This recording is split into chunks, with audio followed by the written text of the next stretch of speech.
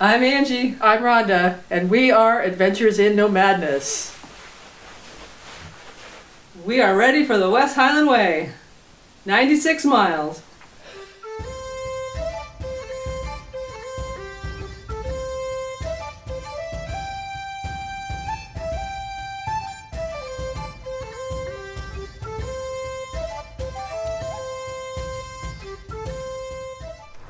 This is probably the only one I'll be able to pronounce, only because I've heard it. I would not have pronounced it Milnagavie, seeing it spelled that way. We're in the town center and we're walking to the start of the West Highland Way. We've got a lot of nervous energy going on. Ron and I both got up at 4:30 this morning and our alarm clock was set for 5:30, and I woke up a few times last night. I was so excited. I've been wanting to do the West Highland Way now for years. The first time I ever heard about it, I was a hiking guide out of Seattle, and there was a Scottish woman that was going hiking with me that day, and she told me about the West Highland Way, and I don't remember how many years ago that was now, probably at least 4 or 5, and so it's been a bug in my head ever since. So here we are, getting ready to walk that way towards the obelisk, which is the starting point. Almost there. So it just added an extra half a mile to our walk, just walking from our hotel.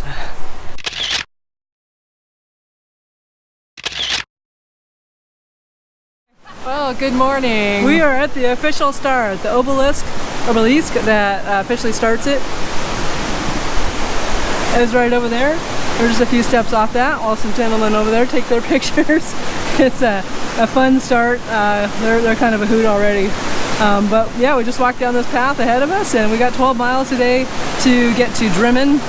And we do have a treat today though, because we get to stop at Glengoyne Distillery on the way. We're hoping to get videos out like in 2-day increments, so instead of one for every day, we'll see how it goes though, see how much awesomeness we can share with you, and we'll try and share all the little particulars, not just the beautiful stuff, but Rhonda. Good, bad, and ugly. Yeah. This is day 1 or day 13, depending on how you want to look at it, of Scotland trip, and day 1 of our 96-mile West Highland Way. It's part 2 of this great vacation we're having, an awesome adventure. All right, so we're full of pep and energy right now. Let's see how we are later on. Remember how we look right now.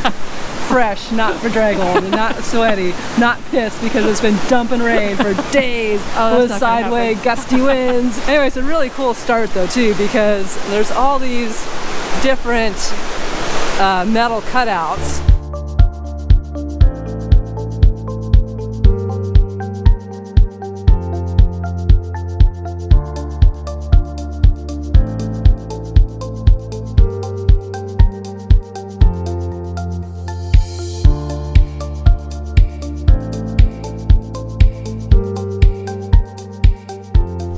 So we are a quarter of the way through the day, and from what the guidebooks had to say, this is probably the most uninteresting part of the whole trail, but I'm loving it. It's flat and through woods, so pretty easy track to walk on right now, and get more challenging as the days go by, so it's a good first day.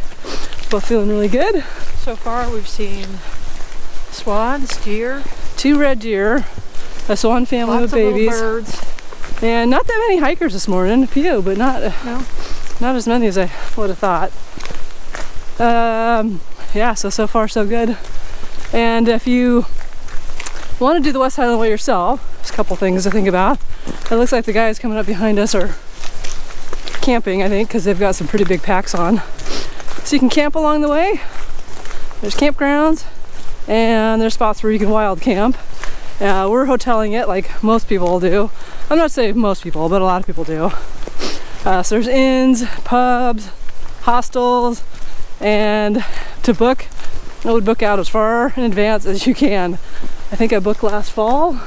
Yeah. And some places are already getting a little bit low on room inventory.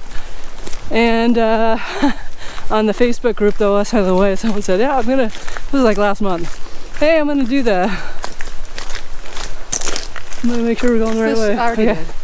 Anyway, thanks, honey. You're the best. Someone said last month that they were gonna do it in September. Where should they stay? And everybody's like, good luck. You will not find accommodations this close in. So yeah, plan for it well in advance. I think you don't plan on tent camping. yeah, if you don't plan on tent camping anyway. Even some of the campgrounds can get pretty full though too, but I think they'll squeeze you in if they can. There's limited hotels. Yeah, there's really limited hotels along the way. Near the beginning, so you're best off trying to get that booked early too. Yeah, and along the way. So, I mean, if you had to, you could stay in Glasgow. The train only takes half an hour to get to Milnagavie. So, it's nice staying in Milnagavie because you are really right there, but if you couldn't get a room there. So, this is what we're looking at for all morning here.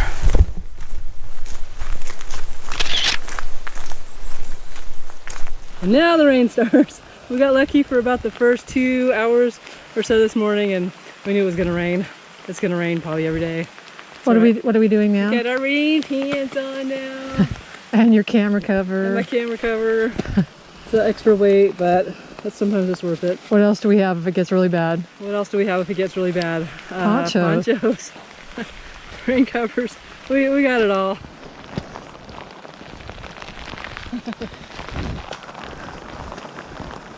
Have you seen enough rain yet? No, I think we need more over the next 8 days. I think you're right. I think we will too. I think we will too. I think the forecast is rain and then some more rain. Well, I beg to differ. I think it's rain, and gale force winds. Oh, I forgot about the gale force winds. This afternoon. I don't know who Gail is, but she sounds like a force. But I'm pumped. Yep. Alright, well, we're over the halfway mark. I think about mile 7 or so, roughly. And yeah, we're doing great. Look at the weather. When it's starting to pick up, and we're head to toe in all of our rain stuff. It's a lot of fun. Now we have to figure out where the trail goes. Oh, right in front of us. What do you know? Didn't see it at first.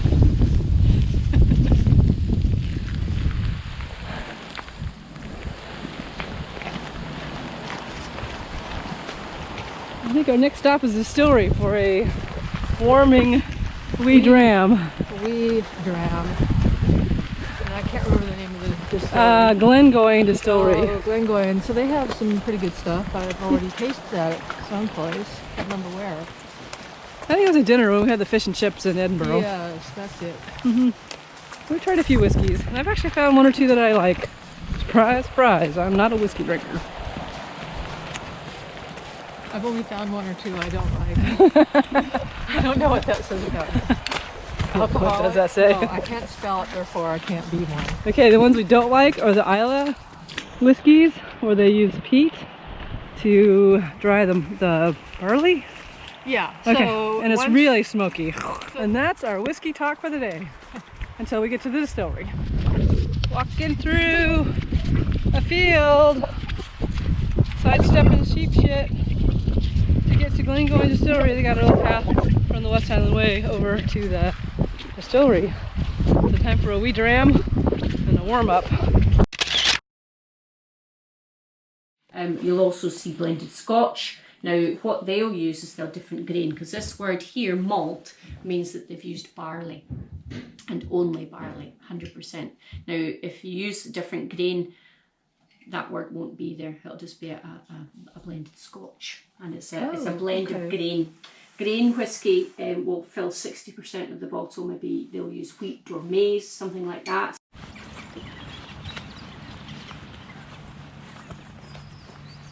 Hi, where are we? Yeah. What is that came out all of a sudden?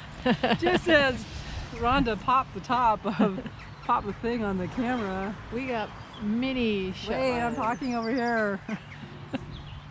Anyway, we're gonna go have lunch at the Beech Tree Inn, and this orange bright globe just came out and blinded me because it's been dumping rain all morning, and I'm ready for some lunch and a dry out. The distillery was awesome though.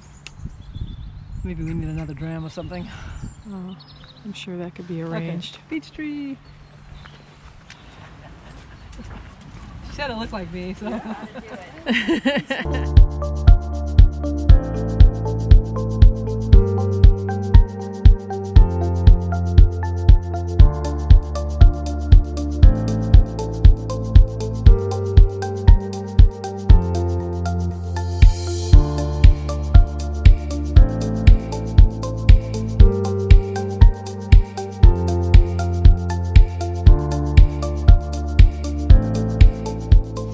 there's a family here at Duncan that put up one of these honesty, I guess the honesty bar, whatever you want to call them. And they have these little chocolate cakes for 2 pounds. And folks in front of us said we could highly recommend the cake. So Ron and I are going to split one of these. Yep. And it's all honesty, so 2 pounds. Boom. Boom. And we got a Coke at the last one. Not that we need a Coke. Maybe we'll save it for later. And we'll split this little cupcake. What's on chocolate. top? Marshmallow? I don't know. It looks yummy though.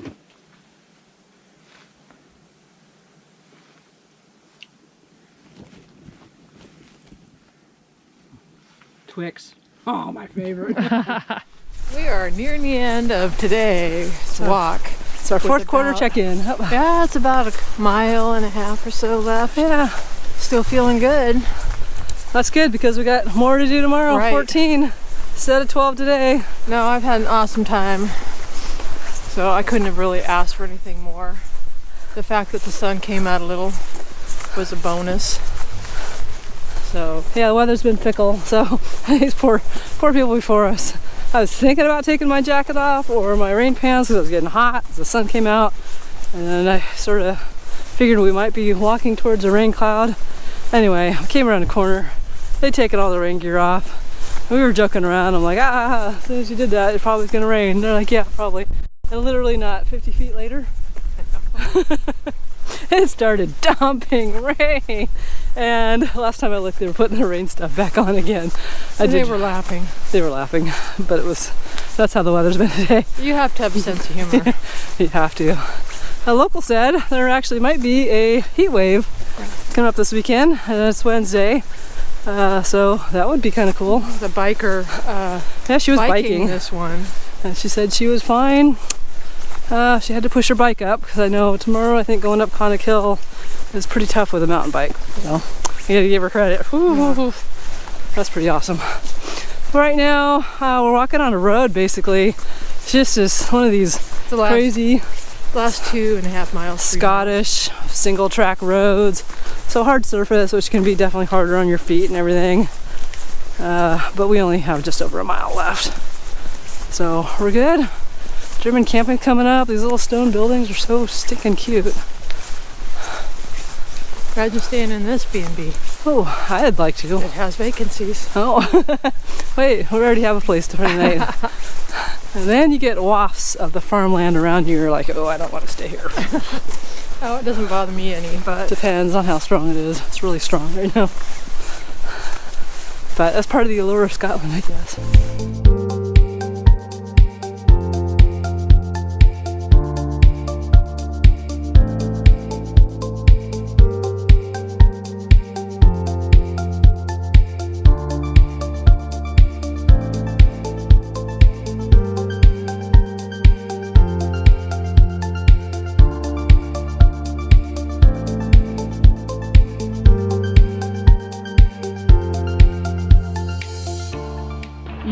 You basically let it germinate. So once it just starts to germinate, that is the end of the barley seed has a little bit of green popping out, then they want to stop that germination. And the reason they do that is to get sugar, to get the sugar created in the barley.